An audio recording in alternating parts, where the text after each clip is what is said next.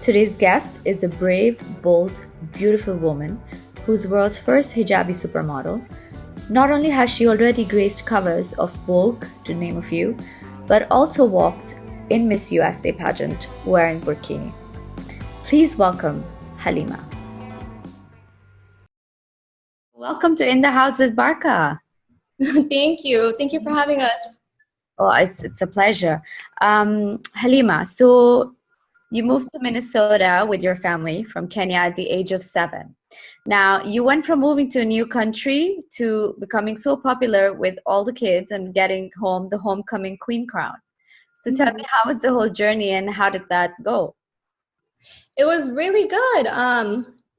Like I grew up in St. Cloud, and my family was like one of the very first Somali families to even move to St. Cloud. So to see the Somali population grow so much over the years was quite something to see. But I never thought like there would be a Somali or like Muslim homecoming king or queen. You just never heard of that. So to be my town's first, that was an extremely big honor. And like you do have to be voted in by your peers, and then first they open it up to like your classmates, the senior class, and then the second round of voting, it's open up for like the entire 4 years. So to have like my peers and like my classmates vote, that said a lot to me. And so I always tell girls, because like after the competition there's so many girls that were like, how did you do it, and like what about choir and sports and things that I had no clue what to do about. But it was nice that they looked at me as like a role model. But did you have to be an all-rounder, like the girl said? Did you make an effort to do that, or is it because you just have a fabulous, likable personality? I have no idea, honest to God, but I did have like going into high school, I just remember making a conscious choice. Like it's 4 years of my life and high school is so important. Not only do I want to do good academically, like I also want to be a well-rounded student. So making friends and joining different clubs and groups and, taking initiative, even at the high school level. Like, I was involved in We Act, and throughout the year, we do services within our local community, but also initiatives like Rafiki, bringing Rafikis from Kenya, like women making the bracelets and then selling it, in our town. So I think those programs early on, like freshman year of high school, helped me become somebody who was like more open-minded and, somebody who could be put into different groups and, then you become likable, just yourself. I think you've just you come across someone who is an enlightened soul from a very young age, because not many people have feel the social responsibility. Not many kids. Like my son is, almost 12 years old, and I don't think he's even. I mean, he is. He loves. He's in. Yeah. That's 12. Wow, sis, mashallah. I really for the same age. No, no, no. I'm gonna be 38 this August. Ah. Yeah, so like I said, at that tender age, to feel that kind of social responsibility is amazing. And I think the values your parents have instilled in you, they come across. Yeah, no, they did a beautiful job, as I'm sure you're doing with your son too. Like my mom early on, stressing the importance of having different friend groups and, being open-minded. And I'm so grateful because like even in the camp, like when we were living in Kakuma, like she moved us around, not just to like stay close to like our Somali neighbors, but she moved us among groups. And like I had Ethiopian friends, friends from Rwanda, so early on, I feel like that emphasis and having a very inclusive, wide variety of friends and just being open-minded, like that definitely did help me develop into like the character that I am now. So in 2016, you were the first contestant to wear a burkini and hijab in Miss USA pageant. Tell me, how was that? Was it difficult convincing them, or can you tell me the whole process and your experience? Yeah, so it was super easy. I was just an email that I sent to the pageant organizers, and I was like, I would love to participate. And at the time, like, I didn't even know that it was possible to wear a burkini, and I didn't even know what a burkini was. So I had to do some homework before the pageant to even find a modest swimsuit to wear. But it was definitely an easy progress. And I'm so grateful to the Miss Universe organization. I'm so grateful to Denise and Libby, who's even on the phone today, they were the pageant organizers. And right after that happened, of course, my life changed immediately. So, you know, without their help to like navigate the press early on, the media, and then when modeling came, like to roll over to them managing me, I think it just does, it speaks so highly of like their work. And, you know, they do make the girls feel comfortable and, you know, confident, and like the sisterhood that the pageant does have. I feel like there's not that many like events like that women can come together from all across the state and champion each other, you know, hype each other up. And yeah, it was quite, you know, a once in a lifetime experience for me, but I never in my wildest dreams would have thought it would have opened the doors to modeling. And I think that's something girls sometimes forget, is you don't have to win. Like I didn't win my year, and that's fine, but like the still like the participation, the, you know, making new friends, the mentorship opportunities that the pageant provides, it's all incredible things. So always, you know, encouraging girls to give it a try, because you don't know if it's gonna, you know, lead you to just maybe it's not like my journey where it's like, oh, a modeling career, but Yeah. maybe it helps improve skills that will help you get a job, like interview skills. Yeah. But did you always want to be a model, or was it by a stroke of luck, or how about that? Well, Borka, if you saw me, you would know immediately. First, I'm a very short girl, very petite. So I'll be honest, like I never ever pictured myself being a model, nor was I interested in fashion, if I'm being honest, like early on. But like it is an opportunity that kind of fell in my lap after I competed in the pageant. And then we just, you know, we went along. It was another big first. And, you know, you almost have to have like that mentality of, I don't know if this is going to be, like for me, I was okay with like the fact that, you know, this might not be an unconventional thing. I don't even know, there's so much uncertainty with that I was just like, I'm just gonna keep the faith and go in with an open mind and just take it from there. And it really was like that. But I wasn't early on like, oh, I'm gonna leave my lifestyle here in Minnesota and like move to New York. Yeah. You know, I still had a housekeeping job. I was still, you know, I would come back from Milan Fashion Week for 7 months into fashion. I still kept my job part-time at St. Cloud Hospital, cleaning my patient rooms, and you know, still lived with my mom, and like just, you know, baby steps, because, you know, it can be overwhelming to have a drastic life change. So I'm so glad like we did it at our own pace. And of course I had my incredible team in Minnesota, Libby in Texas, yes, but you know, who did a good job of like keeping it very, from getting too overwhelming. And how did your family react to you saying, okay, I want to be a model, or I want to enter the pageant, you know? Ooh, you know, my mom. Not a politically correct answer. Yeah, like genuinely it was very like there's so much unknown. Like even myself, like I didn't know what a hijab wearing model would look like. You know, I didn't know what it was, because there was never a hijab wearing model. Like you just never heard it. So to be that person, like of course that's gonna come with a lot of like uncertainty. And like my mom wasn't initially comfortable with the idea of me being a model, because, you know, she emphasized education, and, you know, she was always the kind of woman who like instilled, make a living based off of what's in your head, you know, like don't just rely on physical looks to get you somewhere in life. So I think for her, she saw it as like vanity, like the, you know, fashion industry is like, you know, she opposed to like being a teacher, like then you're giving back to community. But the way I like, you know, made up for it, I guess, compromised, is like I met her halfway. I think with all of our parents, of course, you want to keep them happy. And at the end of the day, as kids, like you have to remember, like your parents, they want the best for you, and your happiness is like their number one priority, and that you're doing something that you love, that, you know, sparks joy in you. So I wanted to also like meet my mom halfway. So I made the promise early on that it wasn't just going to be fashion and clothes and, you know, just makeup and like advertising, but it was also going to be, you know, something that's going to better my community, whether that's the, you know, appropriate, positive, you know, representation that I didn't see growing up of hijab wearing women.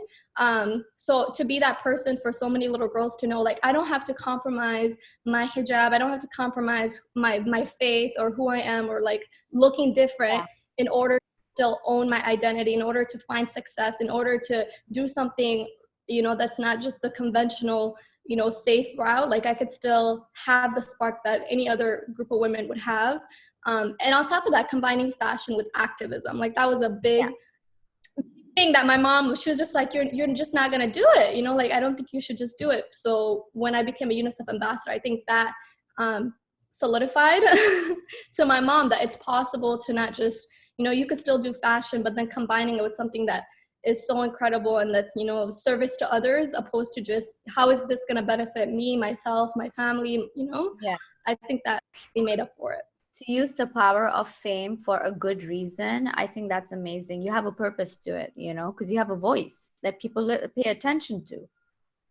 Mm-hmm. And the beautiful thing is, like, now with social media, I know it's not always the best news when we talk about that subject, but we all have a social responsibility and we all have platforms. It doesn't matter if I had 200, which I did, you know, the beginning of my career, I had like 200 followers on Instagram, but even then, like, that's still a platform, that's still an audience, whether you have 50 people or like 500 million, like it really doesn't matter. So just training people, training ourselves, training our children to be like active members of society and to take advantage of the platforms that is handed to them. You know, some of us don't realize, like, even if it's something very, very small, something very local, like you still have the power of changing somebody else's life, you know? And I think some of us like fall into that where it's like, I don't have the, you know, I don't have the fame to make change. I don't have the whatever to implement change. No, everybody, big or small, can do something. Yeah, absolutely.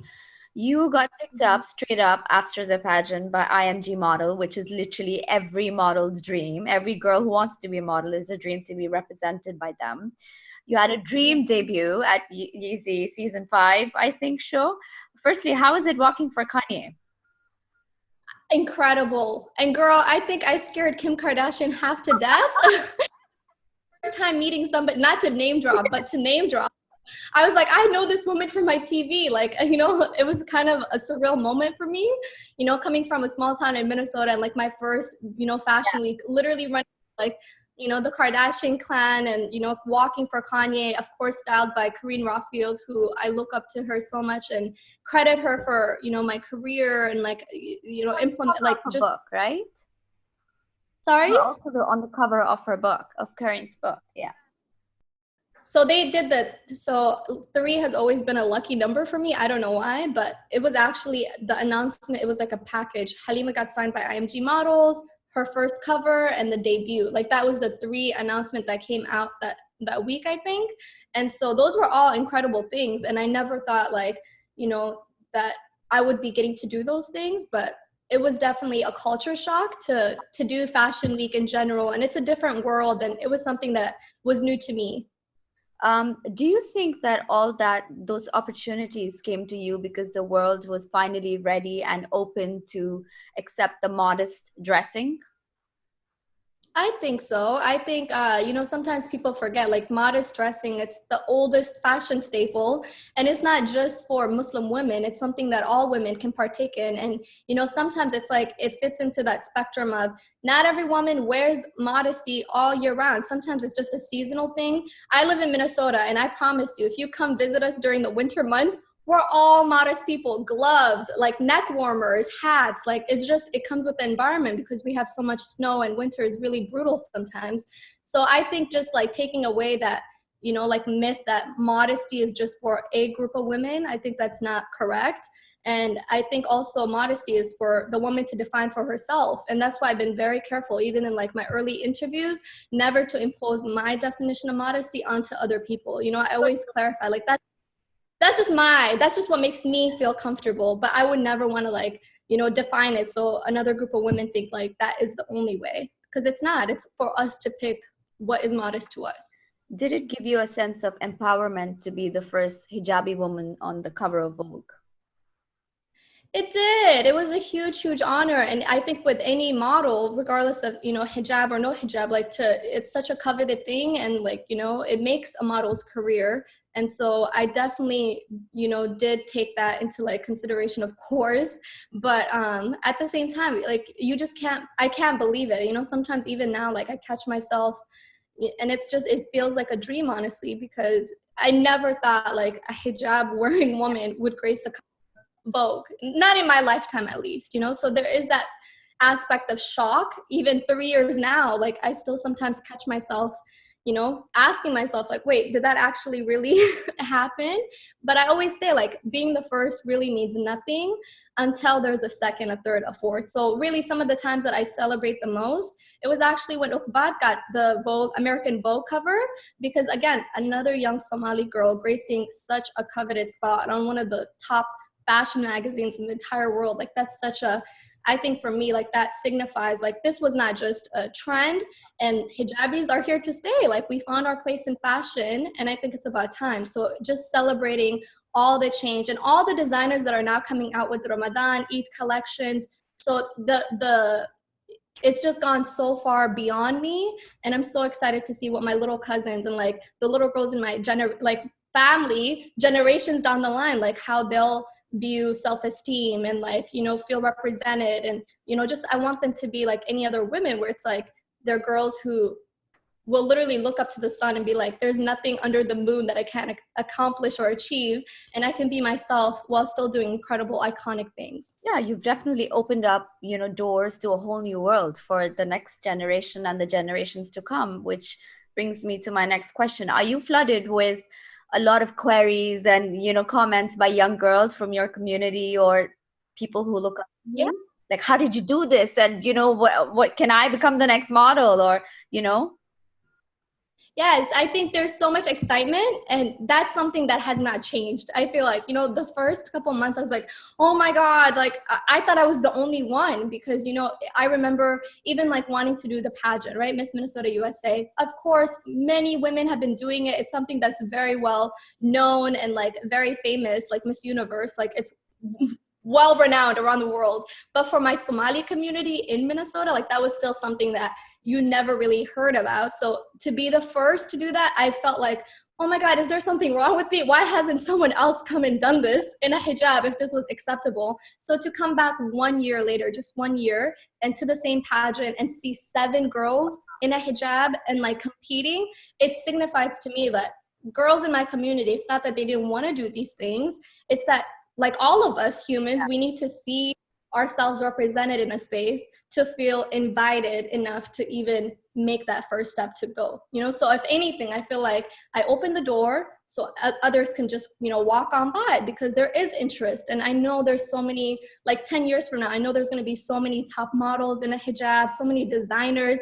And I'm so excited that it's happening, because we need to see that. And it can't just be one person, one and done. It needs to be a continuation of that progress. How are you facing the current challenging times? Are you alone? Are you with your family? How are you coping with it? Oh my God. Barka, I don't know where are you at currently? I heard you're in Dubai? Okay. Yeah, so for us in like Minnesota, I live in Mendota. My mom lives in St. Cloud. We're about 2 hours apart. But her town was hit really hard. They actually have a lot more confirmed cases than we do in the cities. So my mom and I, like, we had the tough talk, as I'm sure many families, where it was just better and made more sense.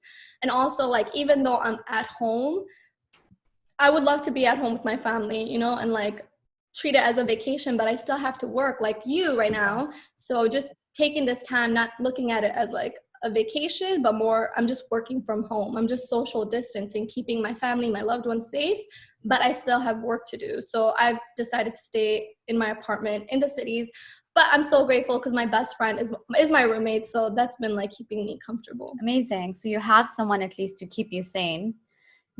And my mom on FaceTime, like for thank God for the iPhones, right? Where like my parents live in Dubai as well, and I might not see them every day, but I feel like at least the phone is there, I can see her on the phone. That makes such a big difference. And I need that after I have my 12-year-old boy running around with homeschooling and all that. Oh my God, it's so challenging for all the mothers out there now. No, my sympathies are with you. I know like my manager and even Libby who's on the phone, like homeschooling has just been a trick. And, I feel like after we go back to school, all you parents owe your, like you guys have to bring a gift basket to the teachers because they We've been doing that. We've been distributing actually from my brand lipsticks to like all the teachers and nurses in London and Dubai, wherever I can. Honestly, like I know they're wearing a mask, but even if they go home and they feel better, just with a lipstick, it's fine. Whatever we can do to cheer them up.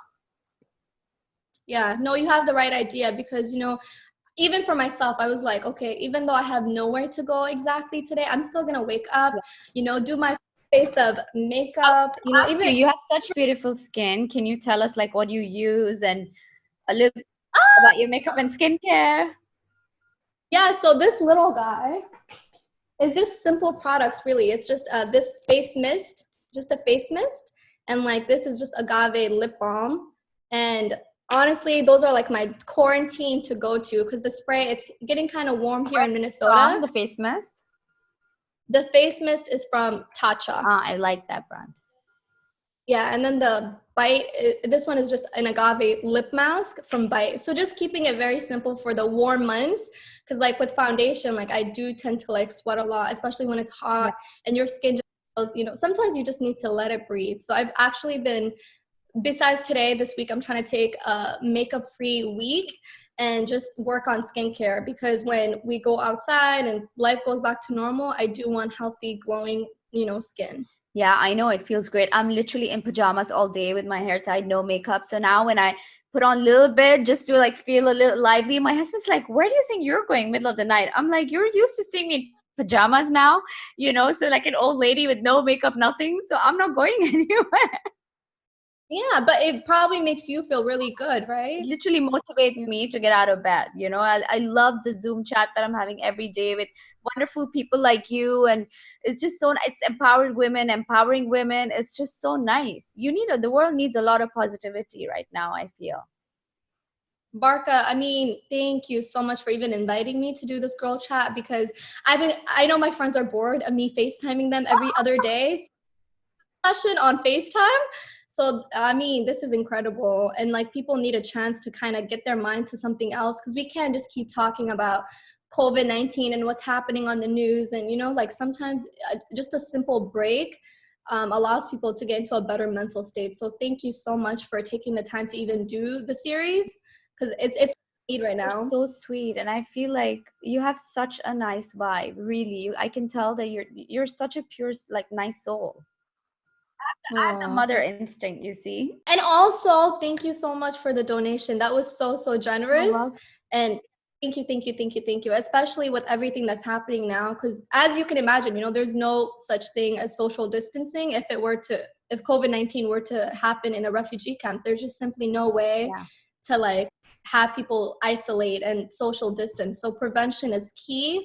And UNICEF is getting ready to do one of their largest initiatives ever launch. So thank you so much for that generous donation. Oh my God, you're welcome. Anything that I can do, obviously, to make a difference, too. So I'm always here and I'm never going to get bored of your FaceTime calls. So your girlfriend's better be in line after me. Yes. But thank you so much, Halima, for coming to the show. It was so nice talking to you. And I shall definitely connect with you after, since now we're part of the sisterhood. Yes. Inshallah, one day, when travel is able to happen again, I'd love for you to come visit Minnesota. I mean, I can go on and on and on, but you have to come visit one day. Inshallah, definitely. Look forward to seeing you. Big kiss, stay home, stay safe. Lots of love to your family. Thank you, Barka, and likewise. Thank you. Bye. Bye, everyone. Thank you.